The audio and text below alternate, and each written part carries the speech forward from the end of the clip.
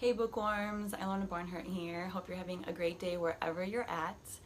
Today we are concluding Eastern Body, Western Mind. Can you believe it's been 9 months of self-study and growth, healing, gaining this self-awareness and cultivating this practice of paying attention to our physical bodies, to our mental bodies, to our emotional body, and hopefully getting to know yourself a little bit better. I know for me it was a great opportunity to reread the book, so thank you so much for coming on this journey with me again. And I know that some of you that have reached out to me, this book has impacted your life, and I think that it will continue to have an impact for quite some time. Having said that, I did want to say that if you even haven't purchased this book, but you're kind of curious, maybe you will at some point, or if you have and you barely cracked it open, that's totally perfect. You don't have to be finishing the book with us today on spot. I actually took my time reading this the first time through, and I encourage you to make some time for it, but don't feel pressured, and you are exactly where you're supposed to be. I really believe that.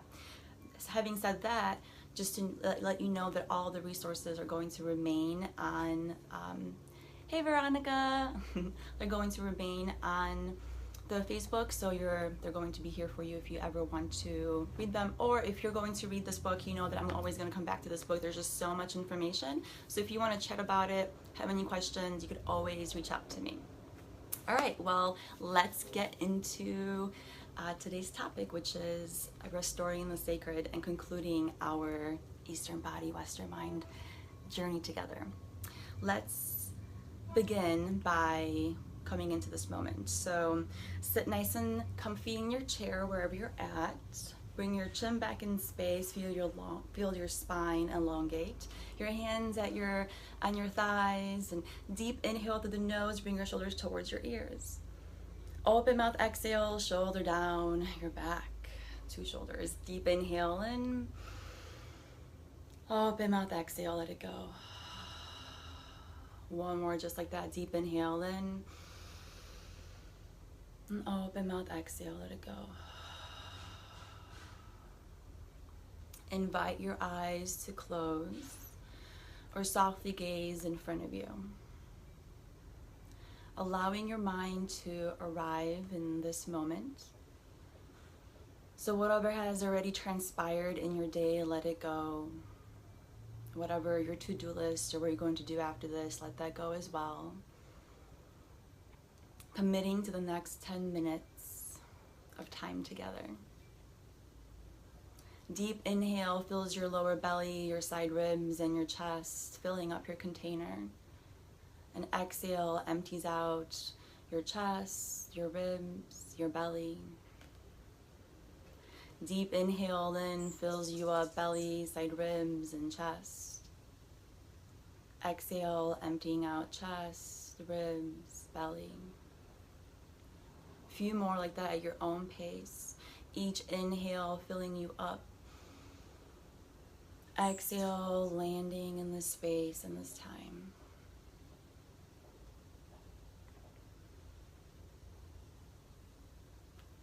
Keep your eyes closed as I read this quote for you.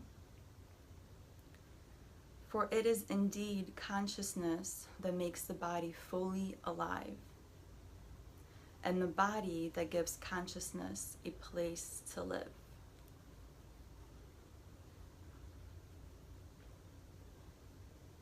Gently pet your eyes to open. And indeed, it is this work of beginning to pay attention and of self-study, peeling off the layers of the onion and doing the work of healing, releasing different energies that have impacted you throughout life. So no matter how good your childhood was, we all are impacted day to day, and we all have wounds that need healing. And once we begin to heal, we begin to tap into that source and get to understand what it is that we actually want to do in life. But more importantly than that, there's a saying that hurt people, and heal people heal people. So it isn't, and oftentimes the people that hurt people just don't know that they themselves are hurt, and they have these wounds, and they have all these unresolved issues, or they have all of this like blockages in their bodies that we've learned about and we've been able to shift potentially. So yes, I just encourage you to keep taking off and peeling off the layers of the onion. And how do you know that healing has occurred? Well, if there is something that has happened in your life that is upsetting and it hasn't been processed, it typically tends to stay as energy bound in your body somewhere, causing some havoc. So anytime that kind of memory comes up, or you begin to speak about the memory, there is a somatic experience. So somatic meaning physical, mental, or emotional. If there is a trigger that happens, anytime there's a trigger that's like a red flag of like, oh, there is a wound here. So tracing it back and figuring out what that is to begin to bring proper, not even proper, but just to bring healing, right? Just to allow the energy to move through you and move away from you.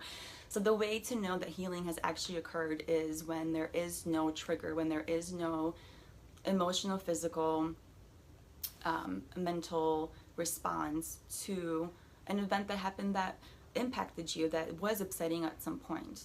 And oftentimes that occurs through sitting through and allowing that to come through you, allowing the energy. So, and oftentimes when there is a feeling, let's just say anger or jealousy, and if we hold on to that, then it's literally doing damage to us for as long as we're holding on to it for whatever reason. Once we bring love and softness into that space, it allows us to let that go, and without judgment, right? So this healing, this book really allowed me to accept, or begin this process of accepting all of the different sides of myself, where she calls them demons, but I refer to them as shadows. So things like jealousy, when it pops up, instead of being like, oh, that doesn't exist, I don't get jealous, and like sweep it under the rug, being like, okay, I'm feeling jealous, and just experiencing that in my body, and not giving it like, oh, this is bad, or this behavior is good. It's just literally energy. It came in for whatever reason. It's obviously a trigger, and I'm just not choosing to stay there, because choosing to stay there will just keep multiplying it, doing damage to me, and keeping me not doing what I want to do with my life, right? Or like, yeah. So moving forward, I just want to read a few things. I have jotted stuff down to make sure I cover the stuff that I want to cover with you all. All right. So a few things that I want to read from the book, and then we'll move on to the assessment. It should be a pretty quick virtual meetup today. Along our journey from birth to whatever, actually this is on page 438. Along our journey from birth to wherever we are now, we encounter obstacles and difficulty. The traumas and abuses we suffer as children, the lack of consciousness with which we operate, the blind spots of our culture, all these serve to shut us down and twist our path off its basic course. Yet, the archetype of the self contains the program to become whole, much like a seed contains the program to become a flower. Each time we work through a piece of our past, we return to the original pattern and pick up our evolutionary process from where it was interrupted. We reclaim a piece of our body's reality, and so reclaim a piece of the temple. We break down the barriers that keep us from experiencing love, barriers that obscure the truth of our divine nature. We break through the illusions that keep us from seeing clearly, from deep understanding, to fully, completely, openly love, and continuously to come back to love, to try new things and new innovative things, to care deeply and engage in the world, right? All of those things, I think, I'm loosely quoting Brené Brown, who said something like, if you're going to love, you're going to have a heartbreak, you're going to experience heartbreak. If you're going to try new things, you're going to fail. That's just inevitable, right? Like, if you care about things and you engage in the world, you're going to be disappointed. Like, that is inevitable. And once I think we understand that too, like understanding that helped me a lot to really just let go of expectations, let go of all this pressure that we tend to sometimes I have put on people to meet my needs. Like, they're not here for me. You know, like, that's a realization, you know, like, no one is my servant. I'm no one's servant. And just really realizing that, but being able to fully open up to the world and love and open up to failure and open up to disappointment is really to not really put a judgment on those. It's just energies that come in, we experience them, let's go, and at the same time it's a part of being human and it's a part of being alive. So good. So let's see, what else do I have in here?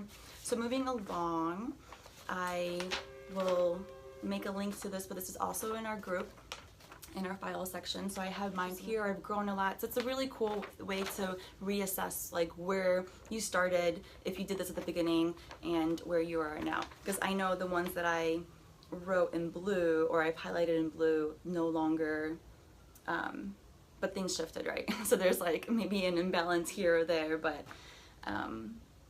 yeah. So I would encourage you to do that, so to revisit your table and see, yeah, what's happening. So like for instance, for deficient characteristics, Chakra 5, I had fear of speaking and poor rhythm, and let me tell you, doing work in Chakra 5, which is your throat, right? The more I'm speaking, the more I'm doing these lives, the more go through that misery again, huh? I wasn't super miserable, but it's a huge difference if you go to that one to this one, I'm sure. I'm rambling now, but it's been a pleasure. Once again, wherever you're at is perfect. So if you haven't even peeked into this book, it's totally fine. If at some point you do and have questions, like I said, reach out to me. Otherwise, it's been an awesome journey, and I will announce the other books in a day or two. All right, bye.